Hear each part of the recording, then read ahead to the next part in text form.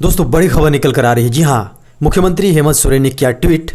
झारखंड राज्य के पूर्व मुख्य सचिव सजल चक्रवर्ती जी के निधन की दुखद सूचना मिली। उन्होंने आगे कहा, परमात्मा दिवंगत आत्मा को शांति प्रदान कर परिवार को दुख की यह घड़ी सहन करने की शक्ति दे। खबर है, मुख्यमंत्री श्री हेमंत सोरेन ने भारतीय प्रशासनिक सेवा के सेवानिवृत्त अधिकारी श्री सुधीर त्रिपाठी को झारखंड कर्मचारी चयन आयोग के नए अध्यक्ष नियुक्त करने से संबंधित प्रस्ताव को स्वीकृति दी है। 1985 बैच के अधिकारी श्री त्रिपाठी इससे पूर्व जेपीएससी के अध्यक्ष के पद पर थे। खबर है, हाई स्कूल शिक्षकों की नियुक्ति के मामले में जवाब दाखिल करने के लिए सरकार ने सुप्रीम कोर्ट से मांगा समय।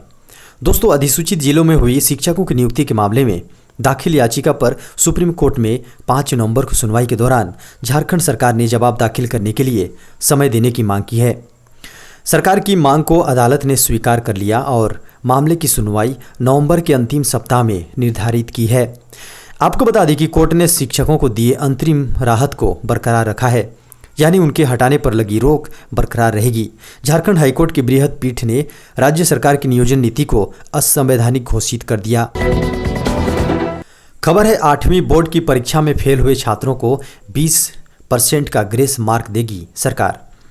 दोस्तों, झारखंड सरकार ने जैक द्वारा ली गई 8वीं बोर्ड की परीक्षा में असफल हुए छात्रों को 20% का ग्रेस मार्क देकर पास करने का फैसला लिया है।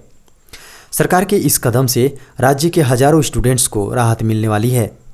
8वीं बोर्ड का संशोधित रिजल्ट निकलने के बाद पास होने वाले छात्र छात्राओं को 9वीं क्लास में एडमिशन और ऑनलाइन रजिस्ट्रेशन एक साथ होगा।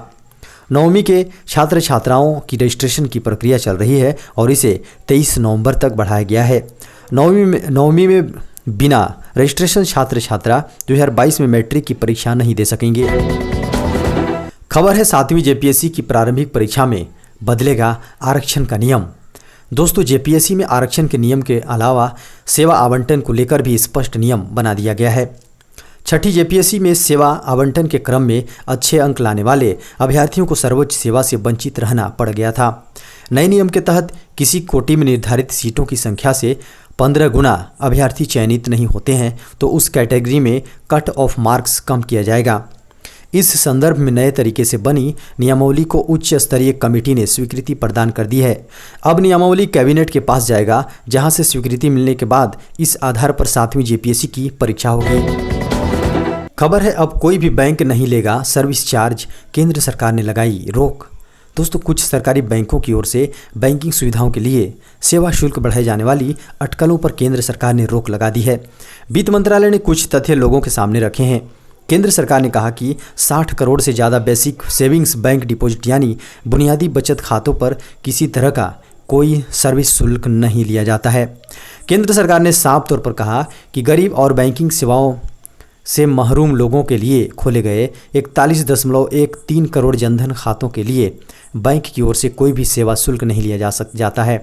Regular savings account, current account, overdraft account और कैश क्रेडिट अकाउंट पर बैंकों से सेवा शुल्क में कोई वृद्धि नहीं की है। हालांकि बैंक ऑफ बड़ौदा ने 1 नवंबर 2020 से नकदी जमा और निकासी को लेकर कुछ नियम में बदलाव किए हैं। बैंक ने बिना किसी शुल्क के जमा राशि और निकासी की सीमा 5 से घटाकर 3 कर दी है। हालांकि कोविड-19 के बाद देश में जो हालात हैं उसे देखते हुए बैंक ने इस पे बदलाव को वापस ले लिया है। खबर है, सीटेट 2020 परीक्षा की तारीख हुई घोषित। दोस्तों, सीबीएसई ने केंद्रीय शिक्षक पात्रता परीक्षा यानी सीटेट परीक्षा तिथि को संशोधित करने की घोषणा की है।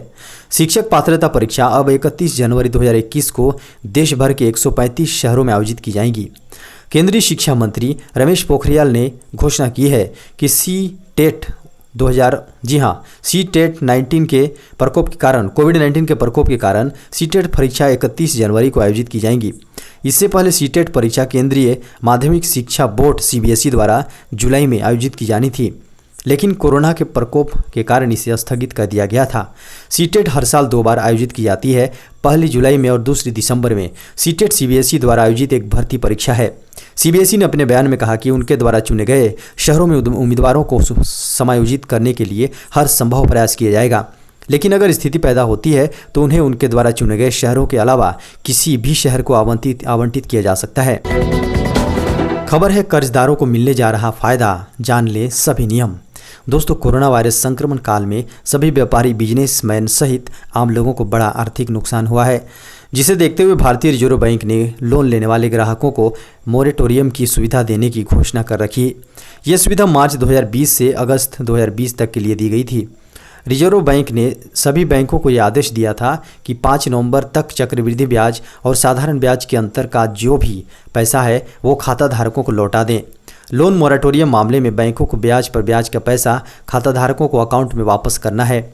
सरकार के एक निर्देश के बाद भारतीय रिजर्व बैंक ने बैंकों को ब्याज के भूतपूर्व भुगतान के कार्यान्वयन को 5 नवंबर तक पूरा करने का निर्देश दिया था। बदले में भारतीय स्टेट बैंक में 15 दिसंबर तक अपने दावे कर सकते हैं। सरकार इन बैंकों की भरपाई करेगी। जिन ग्राहकों ने 2 करोड़ रुपए तक का लोन लिया है और जिन्होंने मोरेटोरियम का फ़ायदा लिया हो या नहीं लिया है, उन्हें भी पेमेंट किया जाएगा। आपको बता दें कि education loan, credit card, dues, car loan, personal loan, home loan, consumption loan, consumer durable loan और MSME लोन इस स्कीम के तहत पात्र हैं। खबर है प्राइवेट कर्मचारियों के लिए बड़ी खुशखबरी, मिलेगी इनकम टैक्स में राहत।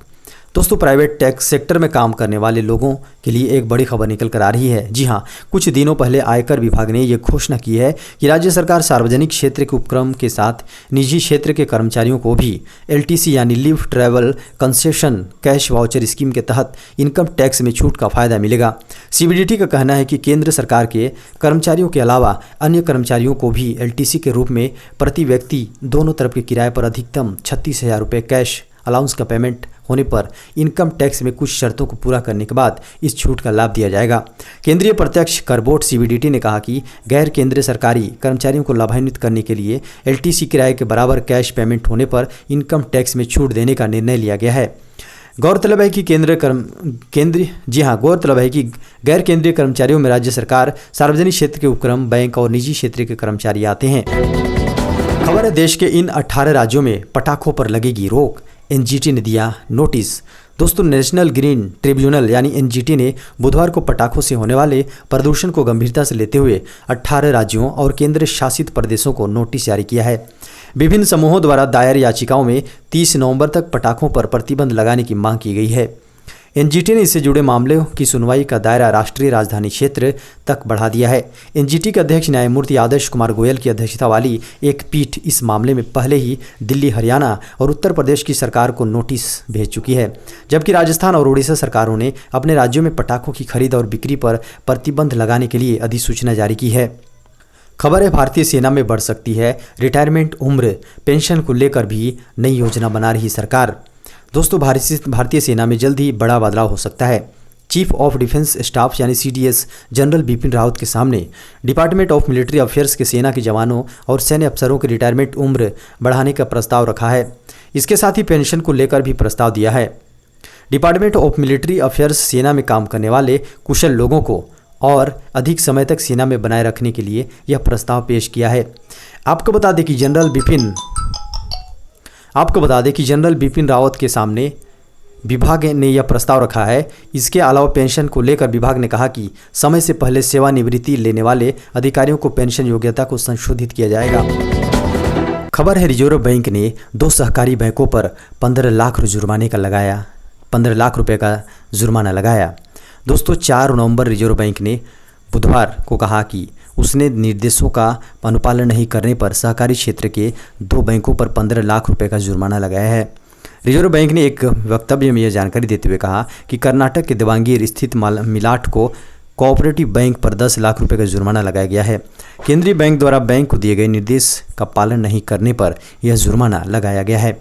एक अन्य वक्तव्य में रिजर्व बैंक ने कहा कि तमिलनाडु के तुतिकुडी स्थित तिरुवईकुत्तम को कोऑपरेटिव अर्बन बैंक लिमिटेड पर उसके निर्देशों का पालन नहीं करने को लेकर 5 लाख रुपए का जुर्माना लगाया गया है। तो दोस्तों, ये था अब तक की बड़ी खबर, ब्रेकिंग न्यूज, मुख्य समाचार और ताज़ा खबरों की सुर्खियां। दोस्तों, आपसे अनुरोध है कि इस चैनल को आप सब्सक्राइब कर लीजिए, वीडियो को लाइक कीजिए, अपने दोस्तों को इस वीडियो को शेयर कीजिए, साथ ही बेल के आइकन को दबाइए ताकि हमारे आने वाले सभी ब्रेकिंग न्यूज की नोटिफिकेशन आपको सबसे पहले मिल सके। और अब इसी के साथ हमें इजाज़त दें। नमस्कार।